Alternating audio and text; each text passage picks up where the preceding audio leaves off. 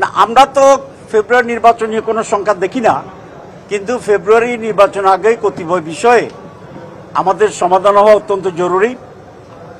আমরা নিউ ইয়র্কে যেহেতু অনেক উপদেষ্টারা ছিলেন, প্রধান অ্যাডভাইজার ছিলেন, আমরা সকলকে বলেছি যে ফেব্রুয়ারিতে নির্বাচনটা হয়ে যাওয়া দরকার। তবে একটা জেনেতন নির্বাচন তো সমস্যার সমাধান দেবেন না। নির্বাচন তো 18 সালে হয়েছে না, 24 সালে হয়েছে, 14 সালে হয়েছে। তো এই নির্বাচন কি সমস্যা বাড়াইছে না কমাইছে? এই জন্য নির্বাচন ফেব্রুয়ারিতে হওয়া উচিত, কারণ একটি ডেমোক্রেটিক পিপলস রিপ্রেজেন্টেটিভ গভর্নমেন্ট আমাদের দেশের জন্য অত্যন্ত জরুরি। কিন্তু আমাদের অতীত অভিজ্ঞতা বলে যে একটা সুষ্ঠু, অবাধ, নিরপেক্ষ, জনগণের অংশগ্রহণমূলক সুষ্ঠু নির্বাচনটাই হচ্ছে সমস্যার সমাধান।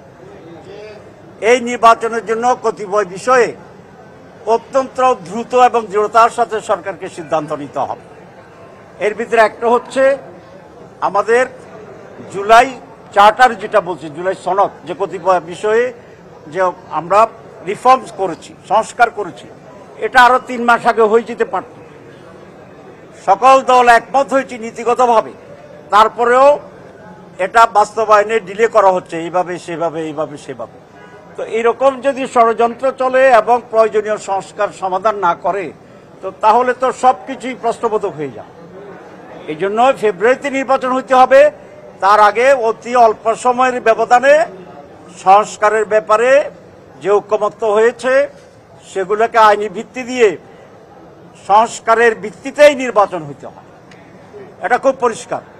যারা সংস্কার বাস্তবায়নে বাধা দিচ্ছেন অথবা সংস্কার বাস্তবায়ন করতে গিয়ে সরকারের পক্ষ থেকে যে ডিলে করা হচ্ছে, কোনো কারণে নির্বাচন যদি ক্ষতিগ্রস্ত হয়, তাদেরকে জাতির কাছে এই দায়িত্ব নিয়ে জবাবদিহি করতে হবে।